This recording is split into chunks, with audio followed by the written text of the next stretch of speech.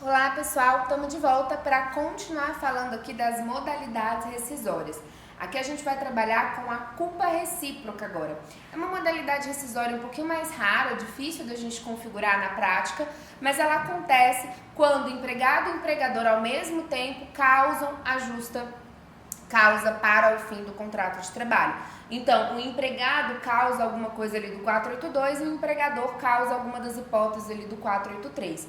Exemplo clássico, empregado e empregador saem na porrada. Eles começam a se xingar sem que nenhum tenha ajuda em legítima defesa, a briga começa ali pelos dois mesmo, e aí nesse caso eu não posso aplicar nem justa causa, nem rescisão indireta. Então a gente vai para culpa recíproca.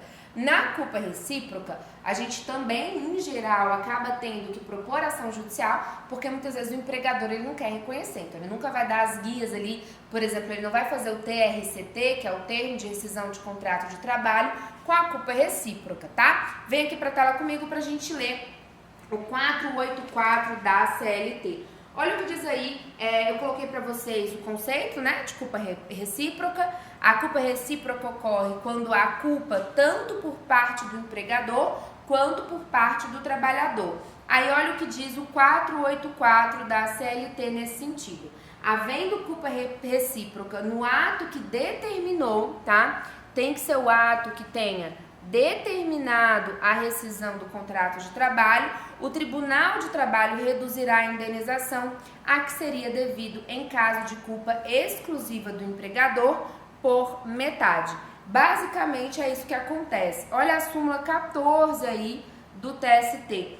Culpa recíproca. Olha só o que ele fala. Reconhecida a culpa recíproca na rescisão do contrato de trabalho, o empregado tem direito a 50%, ou seja, metade do aviso prévio, do 13º salário e das férias proporcionais. Então, as verbas rescisórias na culpa recíproca acabam que vão ser pagas pela metade, tá? Olha aqui, coloquei para vocês direitos rescisórios na culpa recíproca. Aviso prévio pela metade, férias proporcionais pela metade mais 1/3, 13º salário pela metade, férias integrais, essas não são pela metade, né? Nem férias integrais, nem saldo de salário, tá? Mas a multa fundiária, que é de 20%, essa sim vai ser pela metade, tá? E ele vai poder sacar o FGTS, que é um caso em que haverá saque de FGTS. A culpa recíproca, pessoal, é só isso, é bem tranquila, tá? Vamos falar agora da quinta modalidade de término do contrato de trabalho, que é a morte do empregado, quando o trabalhador falece, tá? Nesse caso, a gente tem que lembrar que a relação de emprego ela é personalíssima em relação ao empregado. Se o empregado morre, a relação de trabalho se extingue automaticamente. O que a família, e aí na verdade, quem vai receber essa rescisão serão os dependentes, não os herdeiros, os dependentes, tá? Habilitados na Previdência Social como dependentes que receberão as verbas rescisórias desse trabalhador. Vem comigo, olha só. A relação de emprego, como já falei para vocês, ela é personalíssima em relação ao empregado, tá? Ou seja, se o prestador de serviços, pessoa física, falecer, o seu contrato de trabalho também é encerrado. A gente tem a lei aí, ó, é a 6858, de 80, que vai dizer lá que quem receberá os direitos trabalhistas do empregado falecido serão seus dependentes habilitados no INSS e na sua falta, só na falta de dependentes habilitados, os sucessores na forma da lei civil. O que o trabalhador aí, no caso a família, né, os dependentes terão direito no caso da morte do trabalhador? Terão direito ao saldo de salário, então os dias trabalhados até o momento da morte, 13º salário proporcional, férias integrais, férias proporcionais e vão ter direito de sacar o FGTS. Não tem direito a aviso prévio nem a multa rescisória, obviamente, tá? Então a extinção do obreiro é bem tranquila. Aqui eu trouxe para vocês, tá? Então a gente viu de morte do obreiro, é só esse tópico aí, a gente só tem que entender essas especificidades. Eu trouxe aqui para vocês o artigo 407, ele é um artigo importante, tá? porque ele traz aí uma hipótese de justa causa meio que equiparada, tá? De rescisão indireta, perdão. Olha só o que diz aí o 407. Verificado pela autoridade competente que o trabalho executado pelo menor é prejudicial à saúde, ao seu desenvolvimento físico ou à sua moralidade, poderá essa autoridade obrigar o trabalhador menor a abandonar o serviço, devendo a respectiva empresa, quando for o caso, proporcionar ao menor todas as facilidades para mudar de funções. Quando a empresa não tomar as medidas possíveis e recomendadas pela autoridade competente para que o menor mude de função, a gente vai configurar aí uma hipótese de rescisão indireta, tá? Só mais um artigo que pode aparecer na sua prova em relação ao término do contrato de trabalho. Vamos falar agora do pedido de demissão. Quando o empregado pede demissão. Então, o empregado chega no empregador e fala, não quero mais trabalhar. Como é que fica nesse caso? Vem para a tela comigo. No caso de pedido de demissão, a gente vai ter aí como direito rescisório saldo de salário, tá? O empregado vai ter direito ao saldo de salário, ao 10º salário proporcional, as férias vencidas acrescidas de 1/3 e as férias proporcionais acrescidas de 1/3. Nesse caso, o empregado não saca FGTS, não tem direito à multa, ele não recebe seguro-desemprego e aqui ele ainda tem o seguinte, ele vai ter que cumprir o aviso prévio. Cumprir o aviso prévio, tá? Olha só aí o que fala a súmula 261 do TST. Férias proporcionais, pedido de demissão, contrato vigente há menos de um ano. O empregado que se demite antes de completar 12 meses de serviço tem direito a férias proporcionais, tá? Vai ter direito a essas férias proporcionais sem problema nenhum. Vem aqui comigo só pra gente entender, a gente vai falar disso também quando a gente for trabalhar aviso prévio, mas eu já quero ressaltar o seguinte, o trabalhador que pede demissão, ele tem que cumprir o aviso prévio, porque o aviso prévio ele é um direito recíproco, tanto do empregado quanto do empregador. Então, quando o empregado ele pede demissão, ele tem que cumprir aqueles 30 dias de aviso prévio do empregador para que o empregador tenha tempo de contratar alguém substituto. Se o empregado não cumpre esse aviso prévio, tá? E aí ele não arruma um novo emprego, nada disso aconteceu, o empregado vai ter que indenizar o empregador. Então, lá no momento da rescisão, o empregador desconta o valor do aviso prévio da rescisão do empregado, tá? Tem que ficar atento porque é um direito recíproco. A gente vai voltar a falar disso lá na aula de aviso prévio. Volta aqui comigo para a tela. A sétima hipótese, de extinção do contrato de trabalho.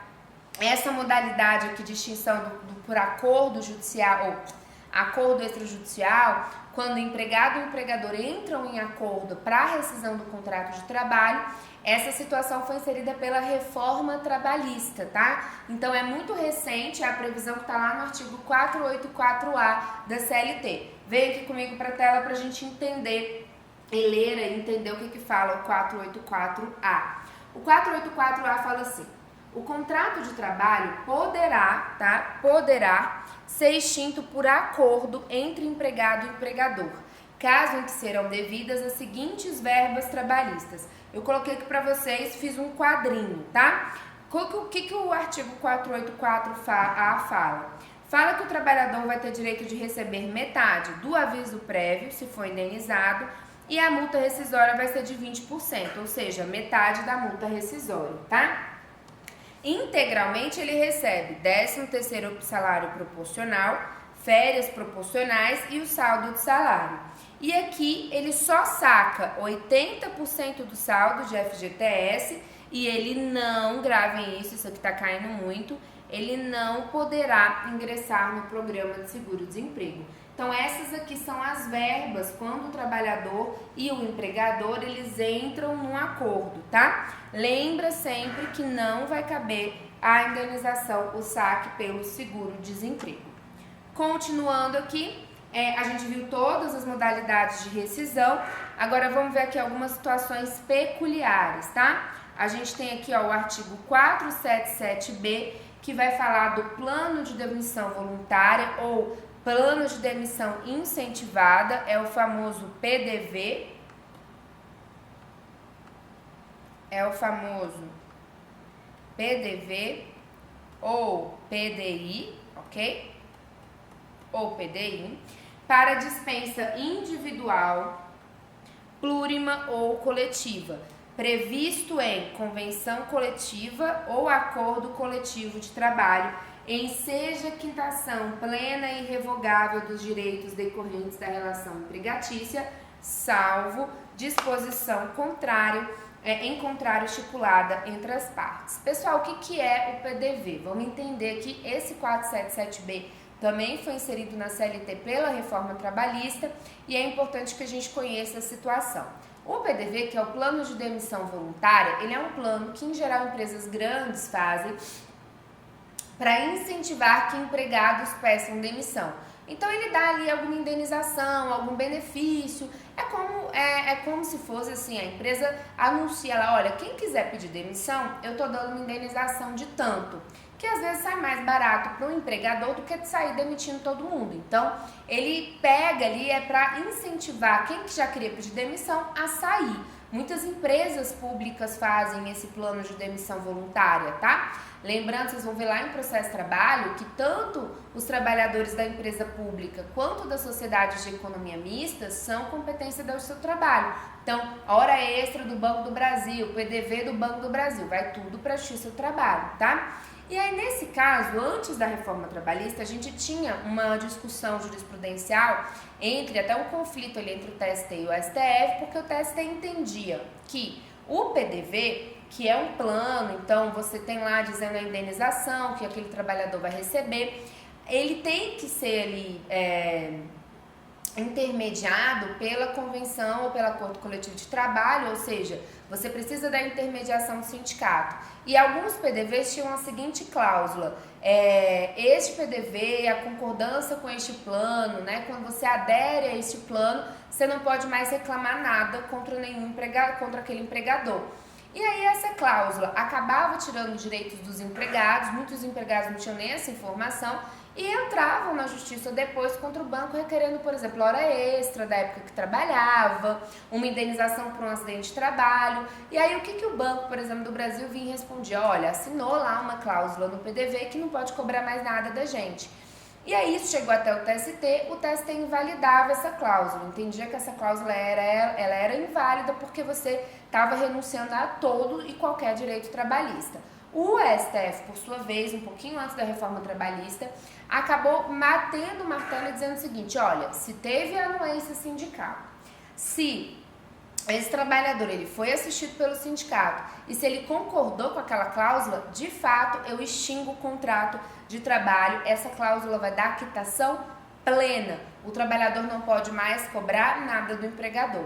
E aí é exatamente isso que o 47B fala, ele está ratificando a posição do STF, dizendo o seguinte, se eu tenho um PDV que foi feito com o auxílio assistência sindical e tem essa cláusula de quitação geral, ela vai ser válida, salvo, tá? Inclusive ele entende que os PDVs, tá? Eles têm essa quitação plena automática.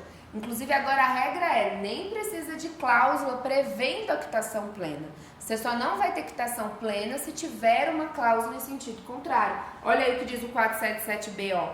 Enseja quitação, né? Esse PDV enseja quitação plena e irrevogável dos direitos decorrentes da relação empregatícia, salvo disposição em contrário, ok? Estipulada pelas partes. Então aí é uma situação em que eu vou ter esse PDV ou esse PDI e ele vai gerar, em regra, a quitação plena e irrevogável, tá? 477A, esse artigo também é muito criticado atualmente pela doutrina, porque ele vai de encontro ao entendimento pacificado do TST nesse tema, tá? O que a gente tinha antes da reforma trabalhista? O TST, ele tinha um entendimento pacificado no sentido de dizer o seguinte, as dispensas coletivas ou dispensas plurimas, elas precisam da intermediação sindical para serem válidas. Então, qual era a situação aqui? Olha, se você vai dispensar uma grande quantidade de empregados da sua empresa, você precisa negociar com o sindicato antes. Esse é o entendimento pacífico do TST. Aí veio o 477A para dizer o seguinte: eu não preciso da intermediação do sindicato para dispensar de forma plurima ou coletiva. Vem aqui comigo na tela, olha o que diz aí o 477A. As dispensas imotivadas, individuais, plurimas ou coletivas equiparam-se para todos os fins, não havendo necessidade de autorização prévia de entidade sindical ou de celebração de convenção coletiva ou acordo coletivo de trabalho para sua efetivação. Então agora eu não preciso mais da negociação coletiva para que tenha a dispensa plurima. Então aqui nós vimos todas as hipóteses, tá? De rescisão, as que têm uma chance maior de cair na sua prova, e vimos as verbas devidas para cada uma dessas modalidades, tá? Lembrem-se sempre, a gente vem apostando muito, já caiu na segunda fase da OAB, tá? Depois da reforma trabalhista, o 484A. Então lembra aí que ele vai receber por metade aviso prévio, se for indenizado, se ele for indenizado, né? Porque se for cumprida a saldo de salário, não tem como ser metade. Indenização rescisória do FGTS, então ele só recebe 20% e ele recebe a integralidade de todas essas demais verbas aí salariais, ok?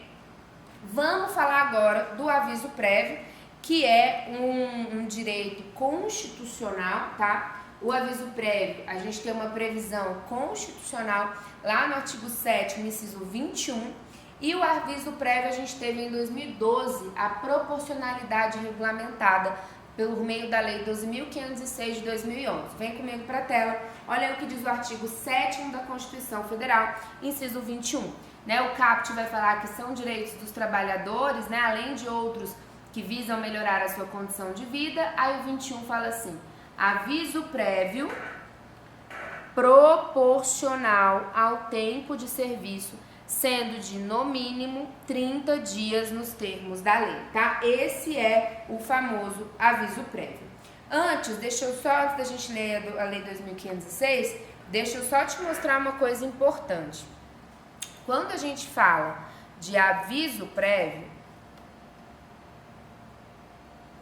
a gente tem que observar duas situações. A primeira situação, vamos pegar aqui o empregador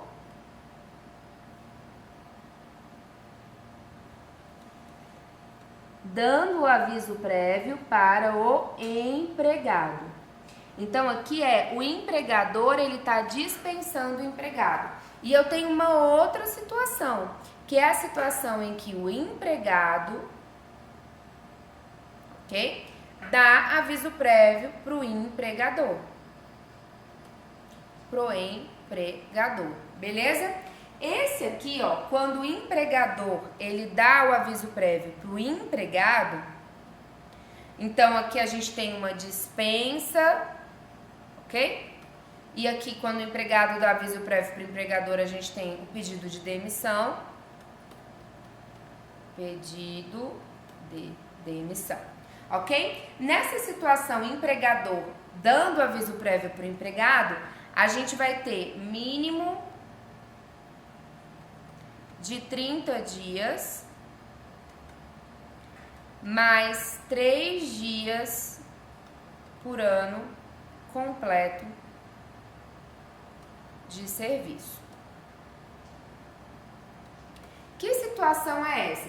Gente, deixa eu só anotar aqui. Quando é o empregador pedindo demissão, a gente tem um aviso prévio só de 30 dias. O que eu quero que vocês percebam? Que há diferenças entre o aviso prévio dado pelo empregador ao empregado em relação ao aviso prévio dado pelo empregado ao empregador. O que a gente tem de diferente aqui? Vamos voltar para a tela.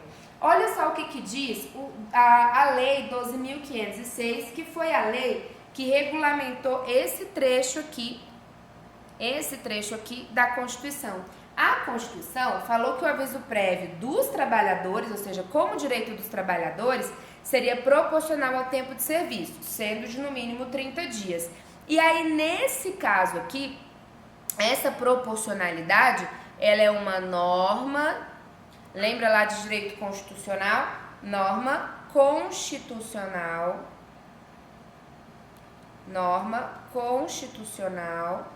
de eficácia limitada. Por que limitada? Porque o trabalhador ele só poderia exercer essa proporcionalidade quando viesse uma lei regulamentando. Essa lei ela veio aí em 2011, é a famosa Lei 12.506 de 2011, tá? Essa lei, como vocês podem ver, ela visa de fato regular a proporcionalidade. Olha só o que diz a Lei 12.506 de 2011.